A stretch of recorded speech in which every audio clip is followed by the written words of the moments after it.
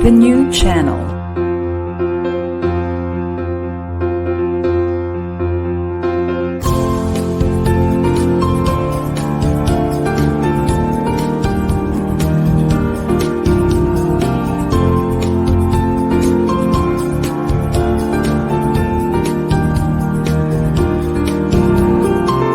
The new channel. Hashtag TNC Now.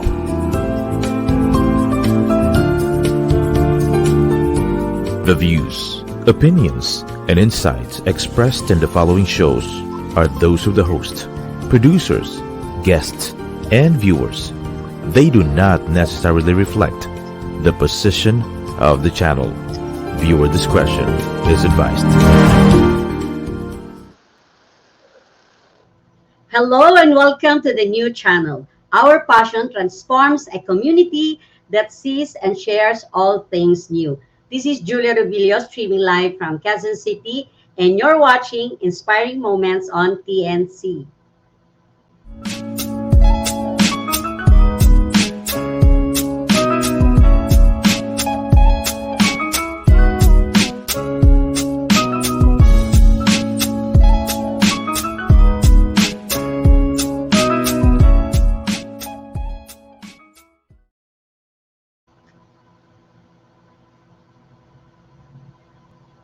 Ayan, welcome again and good evening everyone. Lalo na yung mga talaga namang mga nagsusubaybay sa ating show. Maraming salamat ulit. And tonight, nako, mabibless tayo at mai-inspire ng ating guest tonight. Kasi my guest tonight is another extraordinary person.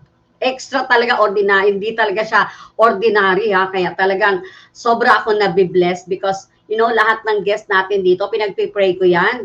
Talagang sinisiguro ko na when they share, no, yung kanilang life, they share their expertise, meron tayong mapupulot, di ba po? Kasi yun naman ang ating objective talaga dito, to inspire. And our guest tonight is actually a good friend of mine. You know, I met him in Cebu during my fashion show sa People Management Association of the Philippines Convention. Parang that was 2014 eh. Siyempre, nag-fashion show ako noon, Julia Collection, ang name ng aking company. And he was one of the board members ng ating PMAP Cebu, no? And our guest for tonight, alam nyo, ano yan eh, has spent most of his 30 years in people management, in learning and development. He took up industrial psychology and avoided math. No? Parang ako yan, any chance he got. He wrote his first novel, Under the Red Carpet, in 1998. His last novel prior to finding Mr. H.R. Day, talagang siguro ma-pronounce ko ng tama, is A Crowded House. Written 15 years back in 2004. And it's actually, first attempt niya to na sumulat ng love story.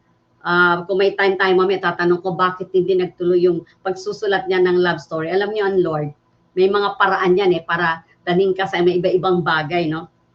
And one of his most favorite jobs was an FM radio DJ at a jazz station. Sabi nga niya, nothing compares to jump-starting daw people's mornings in the right mix of great music, I agree, and hope for a brighter day. Our guest for tonight, ladies and gentlemen, is actually the host of PMAP podcast, People Watch and People Manager on Camp.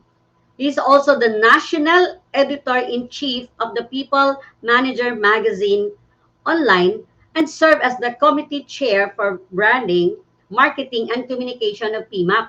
That's the People Management Association of the Philippines. Tonight, ladies and gentlemen, please welcome, ayan, yung ating guest, Mr. Joviner F. Bataycan. Yan, welcome to the show. Super excited ako. Marami tayong pag-uusapan. Yes, naka-mute yata kayo, sir. Yeah. So I'm equally honored to be here. Thank you, everybody, and congratulations. This is the season 4 ng Inspiring Moments, man. Thank you so much. Much deserved.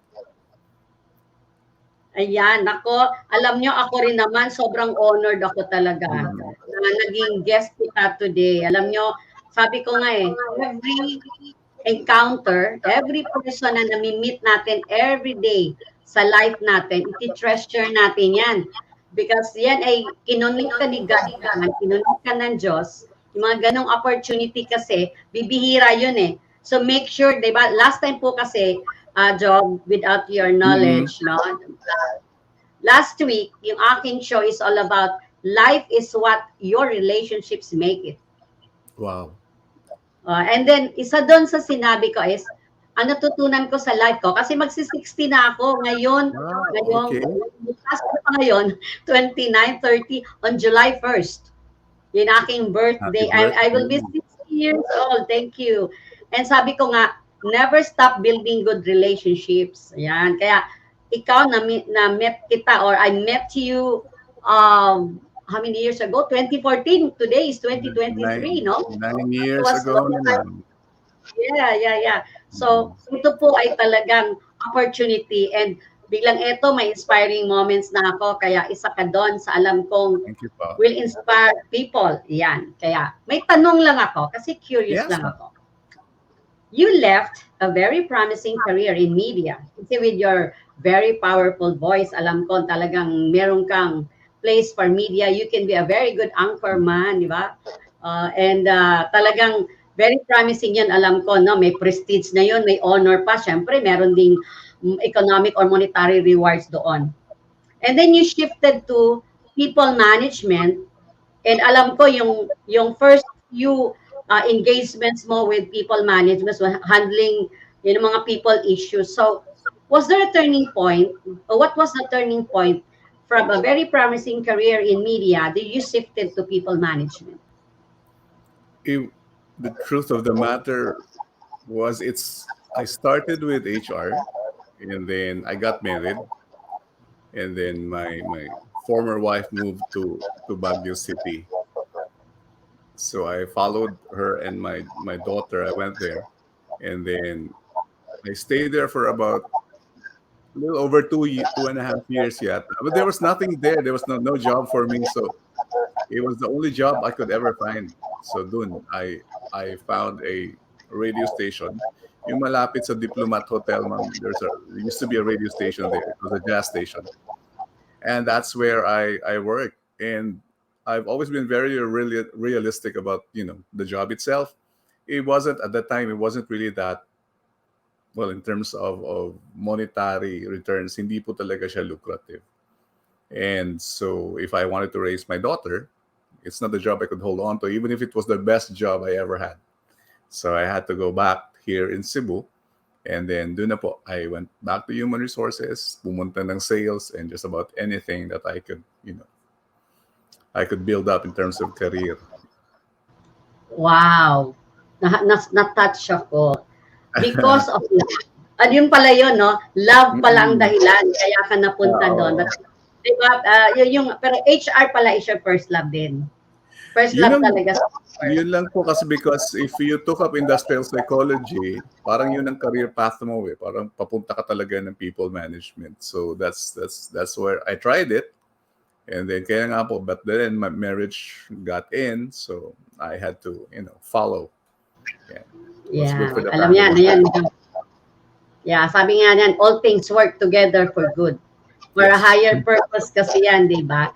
And you took up industrial psychology. Ano yan? Ikaw ang may gusto niyan o talaga? Kasi parang industrial na psychology pa. Parang hirap na hirap ako. Kasi May ako BS double chemistry. major kasi yun, ma'am eh. May counseling tapos industrial psychology. But as you mentioned kanina, I'm so not into math, although may statistics yung psychology. So what happened Ayun. was I I I went to the school, university, and it had the shortest line sa enrollment. So it was the shortest line. I lined up and said, eto na, dito na ako kasi mahaba yung iba eh. Mahaba yung ibang kurso. So, and then I said, if it doesn't work, I'll shift in a year or so. But then I enjoyed it na. So tuloy-tuloy na. Yeah. Actually, Kasi pareho tayo ng direksyon eh.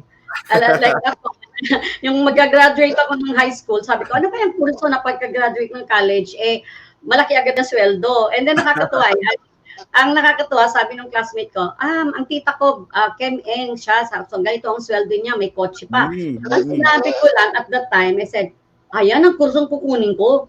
Sabi kong gano'n, ano. And then, yeah, I told my mom, I will take up Kem Eng, kasi malaking sweldo, blah, blah, blah. And you know what happened? Pagdating sa school, walang available. Okay. Kasi ang pinasok ko na school, exclusive for girls. Oo. Walang available sila. Tapos sabi nila, alam mo kung funny thing there. Kasi i-connect ko to kung all things work together for good. You know what's the funny thing there was, sabi ko, anong kahawig? Kasi ang mindset ko, pag kahawig, eh di mataas din ang sweldo. And then the guidance counselor said, what we have here is BS chemistry. And I said, sige po, yun na lang. Yun. Yeah, sige po, yun na lang. Only to realize, kapag chemist ka pala, nasa loob ka ng laboratory, tahimik ka doon, wala kang gagawin kundi mag-mix-mix ng mga whatever dyan, mga chemical, mga formulas and everything. Yeah. Sabi ko, naku, mapapanis ang laway ko doon. Tapos parang teacher ang kasunod ako, ayaw ko yun. And I moved to nag-medrep and napunta sa sales, and the rest is history. Little did I know that ang ini-establish pala ni God sa atin is actually yung path, the framework ng utak. Kaya pala ako madetalye ako because I took up BS chemistry and my favorite subject is qualitative chemistry, finding the unknown. But please, don't ask me anything about BS Chem ngayon dahil wala po akong naalala except H2O. Anyway, H2O, yes. But today, Joviner, this is not about me. This is about you. It's so interesting to listen. Yeah, nabanggit ko lang yan kasi natuwa ako doon na shortest line. And sometimes the shortest line pala, yung parang the choice na pinipili mo, no? Is yun yung door, no, na mag-open ng maraming opportunities, and sometimes hindi siya ganun kaganda sa una, pero wow. But anyway, alam mo, kasi we only have 30 minutes and alam ko you have a lot to share. Kulang ang isang oras at isang show para sa iyo. Alam mo, I read your book and dito sa chapter, Chapter 1, introduction pala to, no? Yung HR urgency checklist na binasa ko, no? You talk about self-care for HR people, no? And ito yung book na ko, ay baka mabasa. Ayan, mamaya papakita natin mga book ni Sir Joviner, no? Itong Finding Mr. HR Day, no? Alam mo, you talk about the importance of self-care in as an HR, no? Ito. And marami kang sinabi dito, pero syempre hindi ko sasabihin kasi gusto ko manggaling. No? Can you discuss more about self-care in terms of in connections as an HR or as a career person, parang tipong as an employee or what, or as a manager? It's, anybody who handles people will know na napaka-challenging talaga ng trabaho, Ma'am Julia. It's really very, kasi day-to-day yung concerns ng mga tao, we hardly have any time to rest. 24/7 sana yan eh. And it's a Monday to Sunday thing, even holidays. So when we tend to absorb yung mga concerns ng mga tao, it gets to us. Those concerns get to us, and they can actually add up to our stress levels because we already have problems of our own. Tapos may mga problema pa with other people. So a lot of HR practitioners actually suffer burnout, and then they get disillusioned about the job.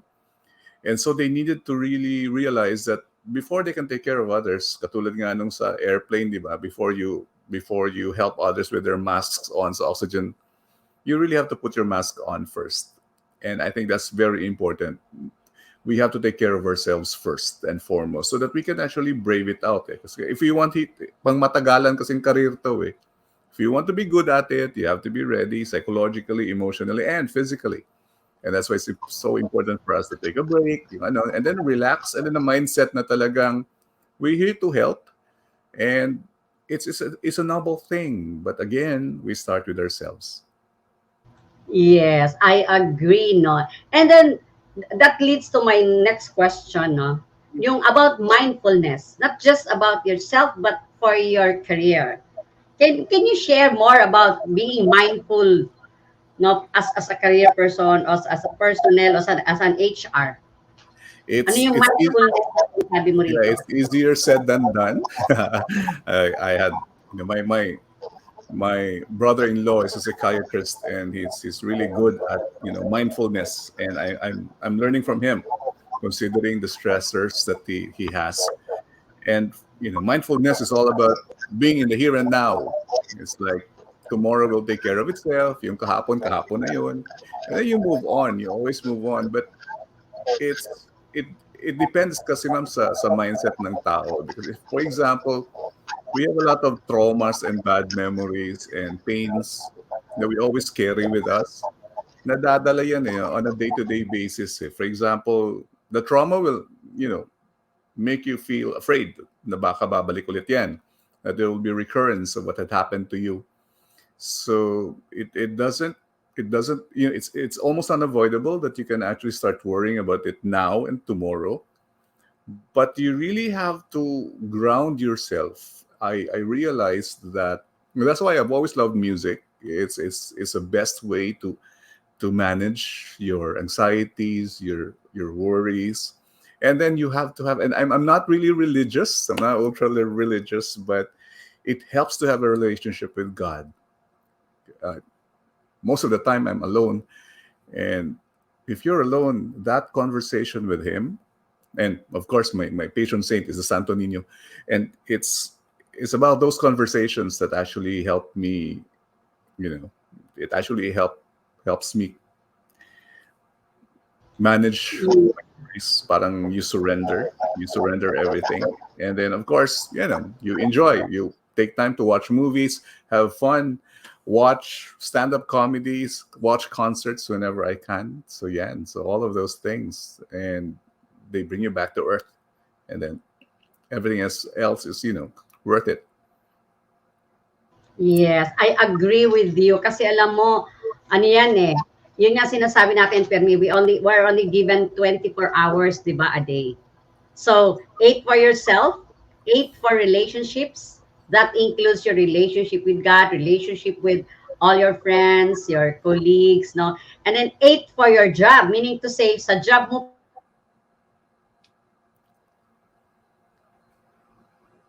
pa lang, yung 8 hours, and becoming excellent nowadays includes high EQ, di ba? Kasi how Yes. can you balance everything if you are puyat? How can you be excellent if you are sick? How can you be excellent, di ba, sa trabaho mo if you are not a lifelong learner? Eh kung wala Mhm. ka na talagang time. So, I guess yung time talaga is very, very important. But sa akin, no, bilang like ako, I am an entrepreneur. I work lang for almost 6 years, no, nasa marketing pa ako. So, Yes. hindi kami friends ng HR. Hindi kami friends ng HR noon. Alam mo bakit? Kasi hindi ako nag-uniform eh. Alam mo, Okay. tapos naka-assign ako sa probinsya. Mm-mm. And kung na lang, wala mga cellphone ng araw na tipong kung nasaan ka, magpapapicture ka, yung tipong ganyan, naka-uniform Wala ako. yun. Yes, yes. Yeah, kaya during national conference, sabi nila, bakit bagong-bago ang uniforme mo? O kaya pag dumarating ang boss ko, sabi niya, bakit hindi ka naka-uniform? Mga tipong ganyan. So, hindi kami friends ng HR. Noong kasi, nung araw, ang mga HR, parang ang tingin namin, ano sila, yung berdugo. Nung araw, sorry, hindi ko sinasabing berdugo ngayon ng HR Meron, kasi, meron, meron pa rin iba. Yung pa rin yung yan, mindset. oo, yun, tipong, dapat kilalanin mo ako na, nako, pag ako nagalit, ganito ako, ganyan, no? So, ang HR nung araw, parang iiwasan namin, kumbaga kung pwede lang wag dumaan sa floor na yon, hindi kami dadaan. Kasi baka ang sapatos mo ay open toe, bawal. Ano yung ganun? Kailangan yung sapatos mo para kang nag-aaral pa rin dun sa sa school ng mga School. madre, dito Yan, yan. yan. No? So, those were like how many years ago na yun, hindi ko na maalala. Basta nag-start ako ng aking career, I was 19. Ayan, 19 lang ako noon. So, ano ang pagkakaiba ng HR noon sa HR ngayon?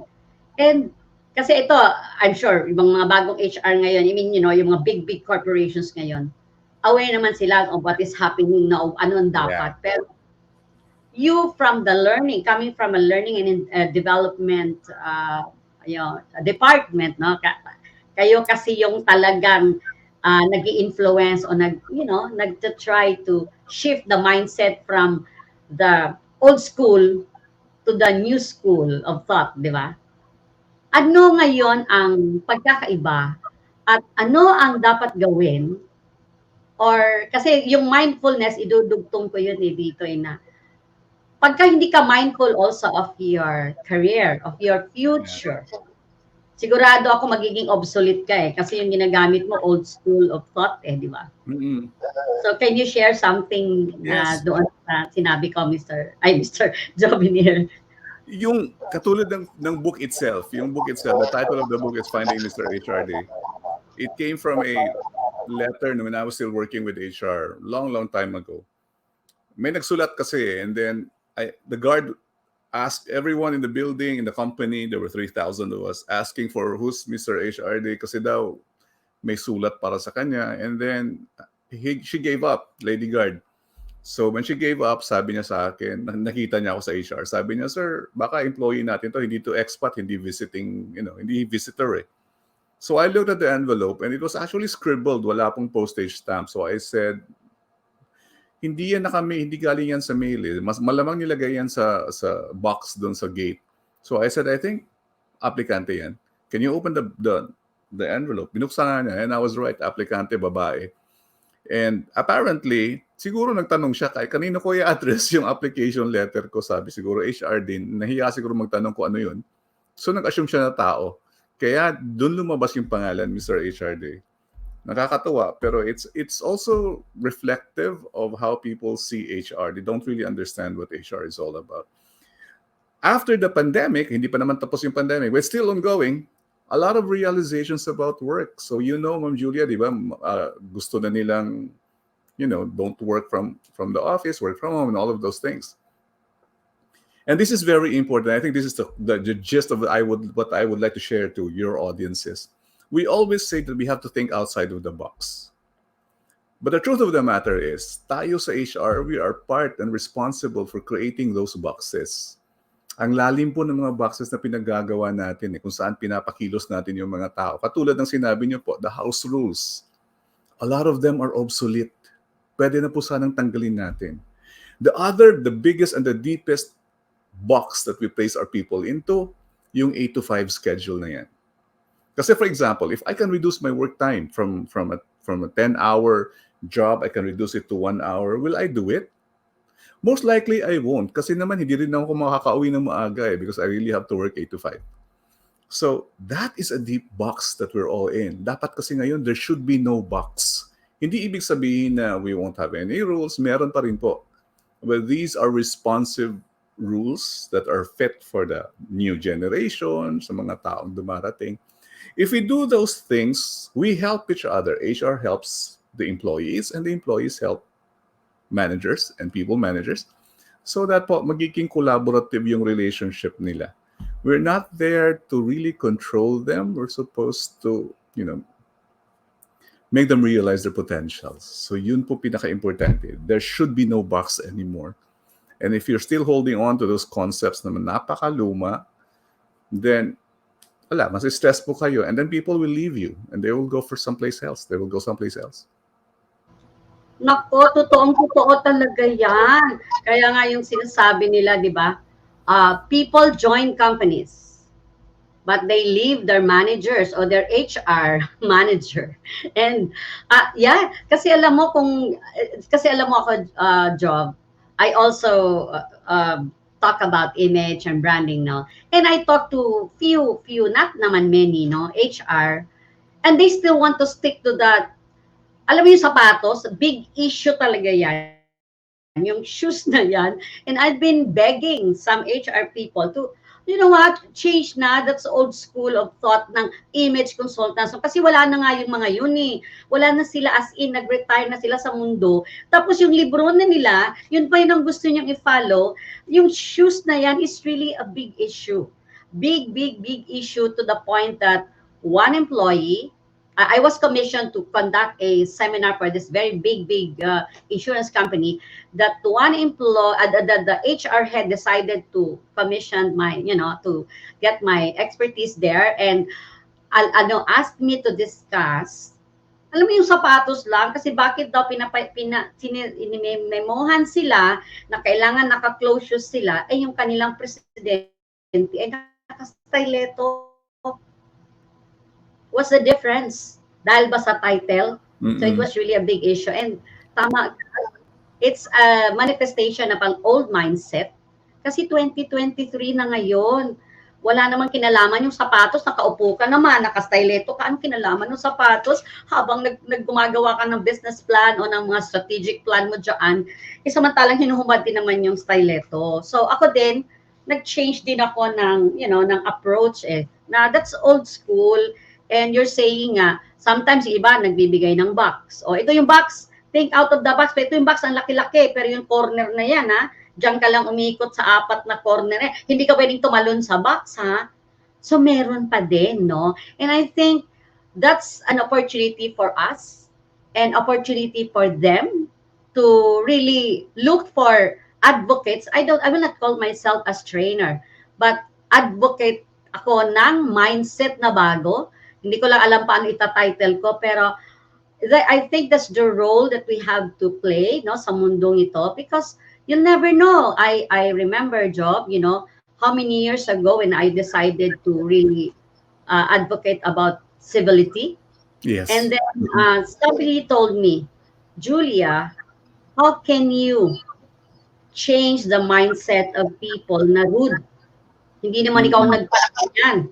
Alam mo, sabi ko lang, kasi ang nagtanong sa akin, chief of staff na isang mayor ng isang malaking city dito sa Manila. I just told him, with your help, sir, I can actually reach out to people, touch their lives one at a time. Di ko naman kailangan silang, i-educate, because mahirap i-educate yun kung upbringing nila iba. Pero kung masishare mo lang, yung opportunity for them, the freedom that this program will offer, like your lectures and your program, yung mga ino-offer mo sa corporate, malaking bagay 'di ba? Yung ako, I was so touched yung sinabi mong yung think out of the box. Sabi ko, oo nga.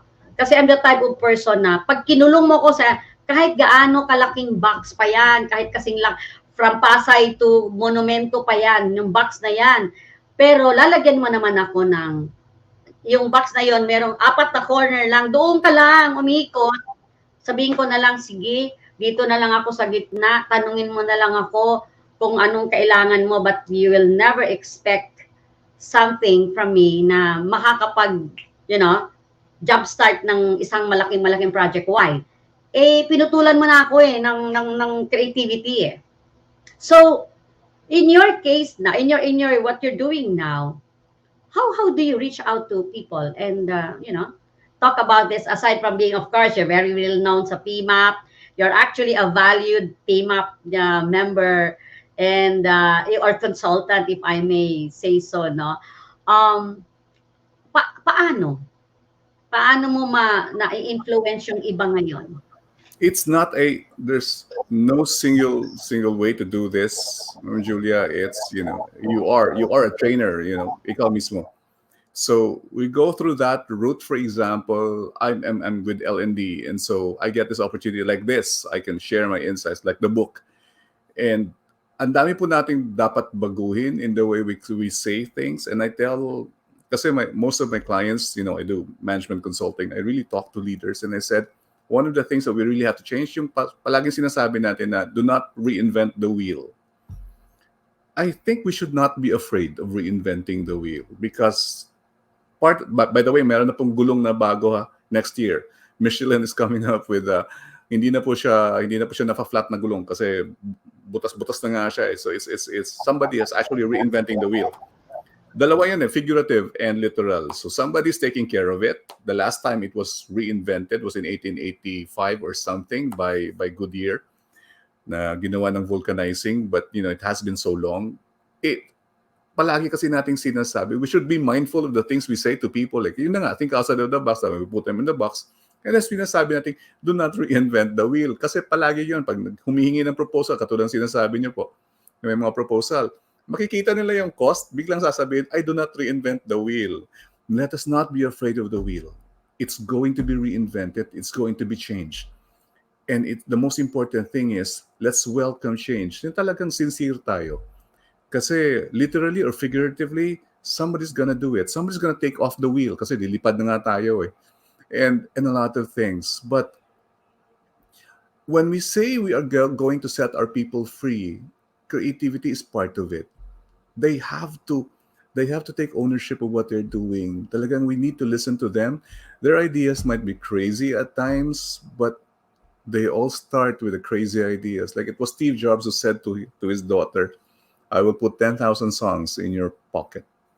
That was a precursor to iPod and everything else. So a lot of things have changed through innovation, through leaps of faith. Yung sinasabi nating moonshot projects, there will be cure for cancer. There will be cure for all the illnesses that are ailing us right now. But there will be other illnesses to come. But that's the beauty. Kaya nga sabi ko, I'd like to share this quote by Paulo Coelho. Impossible may just be your opinion. So wala na pong imposible sa buhay ngayon. And that is true for everything in life. And I think, that makes it so exciting. Yes, ako grabe talaga, alam mo, sabi ko nga kulang ang isang episode para sa isang Joviner Bataycan. Kulang talaga ang isang oras, no? And how I wish I still have more time, but before tayo magpapaalam, syempre manghingi ako sa iyo ng mga wisdom, no? But I'd like to recognize, no, acknowledge ko lang. Nandito yung ating executive producer, si Miss Apple Manansala. Hi, Miss Apple. Good evening po. Ayan siya. So, ayan, very supportive talaga sa amin yan. Of course, one of these days, job, I wanted to meet her also because, parang ikaw yan, ang dami-dami talagang magagandang mapupulot kang wisdom. Anyway, so sayang talagang, wala na tayong time, but may kasunod pa to. Siyempre. And, parting words lang. Marami pa sana ako itatanong sa iyo tungkol sa engagement, and I hope pagbibigyan mo ako sa susunod na mga seasons, no? But, ano ang pwede mong ma-share ngayon na wisdom for aspiring HR managers o like nandyan na sa HR ngayon pero they want to be more influential, they want to be more productive, or sabihin na natin lilipad ng pakpak na parang eagle? That's a very hard challenge to say to practitioners. What I can really, based on my experience talaga, you have to have the energy and the right mindset if you want to serve, human resources or people manage and people in general. It's almost challenging, but it's also very, very rewarding. We just have to make sure that we listen to them, we know what they want, we respond accordingly. Kung kaya natin, yes. If not, sabihin din natin bakit hindi natin kaya. It's all about responding to their needs and making sure that they feel taken care of, that we listen to them. We don't have the answers, by the way. And that's why we also have to take care of ourselves. But having been there for quite some time, I can tell you, it's one of the most rewarding things ever. And Ma'am Julia, meron pa kung one of the experiences talagang tumatak sa isip ko as a practitioner. I was invited once by a hardcore employee of ours, unionized kasi yun. Sabi niya, Jov, I want to invite you sa binyag ng anak ko. And I said, wow, very good, kasi kasama ka talaga. Invited ka talaga. And I said, I'm very honored. So ano nga pangalan ng anak mo? Lalaki kasi. Sabi niya, I named him after you. And I was so surprised. He said, seriously, are you serious? I said, yes. So merong Joviner po na roaming around the world named after me. I hope he's doing fine. But it's a testament that, the rewards may not be financial because with not really that rewarding unless you go up the ladder quite fast. But in so many other ways, helping people has always been the best reward ever. Thank you. Thank you, Litman. Wow, ang lalim nun. Alam mo, maraming maraming salamat talagang. Hindi ko nadudugtungan yon para sa iyo, no? Parang sobra, I want that na ma-instill sa mind nila, no? It's all about making a difference in people's lives, right? So, and that is more fulfilling, eh. Pareho tayo ng motivation, eh. Sometimes, like ikaw, we joined doon sa isang company, di ba? Sa isang association, we shared. And then, it's not about money. So, maraming salamat talaga. Sabi ko talagang kulang ang time. Pero bago tayo mag-end dito, can we just show the books of Joviner, no? Alam mo, sabi ko, kaling mapakita yung mga books na yan. Kasi yung book mo talaga na ito, yay, Mr.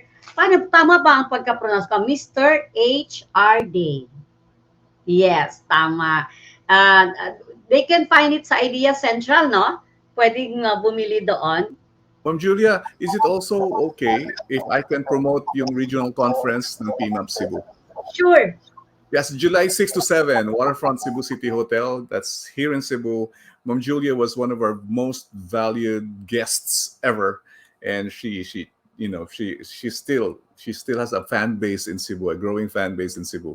So that's a regional conference, PMAP Cebu, and then you can just look at the Facebook or the website, and it's going to be on July 6 to 7. That's the 23rd regional conferences. And dito po din sa Cebu, yung national conference, Ma'am Julia, the annual conference of PMAP.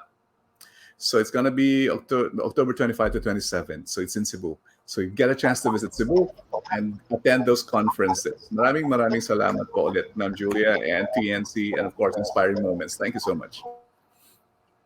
Welcome. So again, maraming salamat po. So next week ulit, 7 o'clock Friday. Antabayanan ako, magaling din yung na-invite ko na guest for Friday. So thank you very much. God bless you all. Ingat po kayo.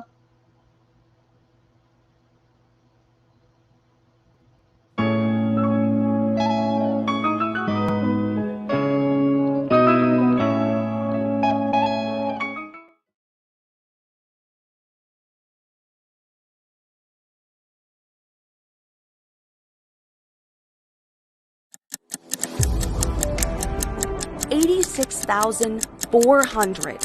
That's how many seconds you have in a single day. 24 hours. Time that seems to fly by in the blink of an eye, never to be recaptured. Each day, you're overcoming obstacles and conquering challenges. Sometimes you want to kick it up a notch, and you could use a little extra help. Finally, there's a solution. A way to power the untapped potential that already exists in your body and mind. Presenting ASEA's Cell Performance. 3 innovative products powered by Redox that specifically target your energy, your mind, and your mood. 3 products to help you take on your next big challenge and achieve more than ever before. Revving up your body to help you amplify every hour, minute, and second of your day. Redox Energy. Ignite sustained physical and mental energy by helping your cells reach redox balance.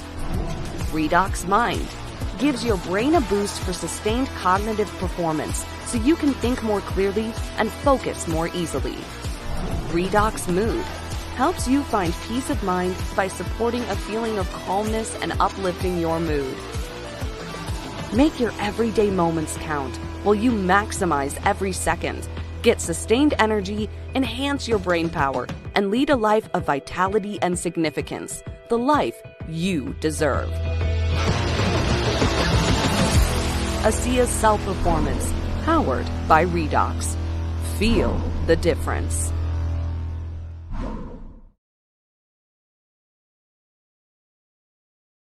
ASEA Redox is the first and only supplement on the market scientifically tested and shown to signal the activation of genetic pathways and to affect genes that improve immune system health, help maintain a healthy inflammatory response, help maintain cardiovascular health, improve gut health, and modulate hormone balance. Are you done with the breakdown? reach for the breakthrough.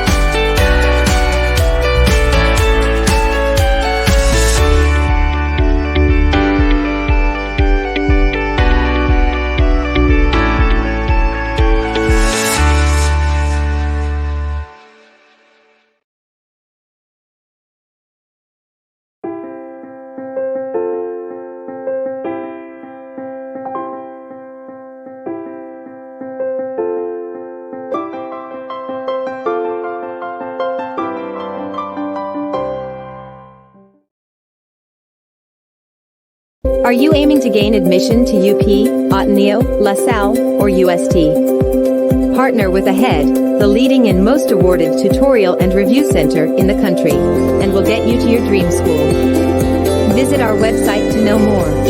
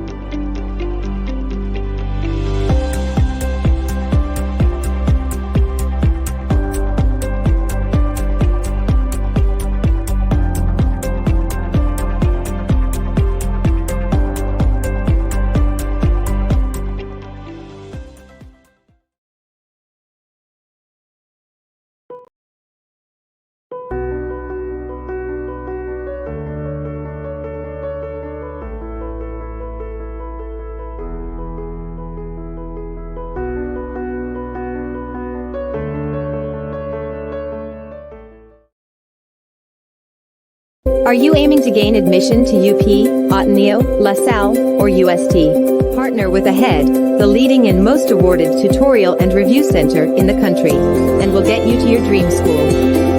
Visit our website to know more.